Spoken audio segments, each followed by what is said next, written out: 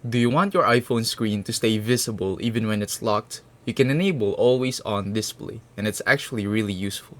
With this feature, your iPhone shows the time, widgets, and notifications without fully turning the screen on, so you can glance at info anytime. Just a heads up, Always On Display is only available on supported models like newer iPhones. First, open the Settings app on your iPhone. Scroll down and tap on Display and Brightness. Look for Always On Display and tap on it. Now toggle the feature on. Right above, you'll see options to customize it, like turning the wallpaper on or off and choosing whether notifications show. If you prefer a cleaner look, you can disable wallpaper so the screen stays mostly black with just essential info. Once it's enabled, lock your iPhone and you'll notice the display dims but stays visible instead of turning off completely. It will automatically turn off in certain situations too, like when your phone is face down in your pocket or low on battery. If you're worried about battery life, you can tweak the settings or turn it off anytime the same way. And that's it, you've now enabled Always On Display on your iPhone. If this video helped you, please leave a like and subscribe for more tech tutorials like this.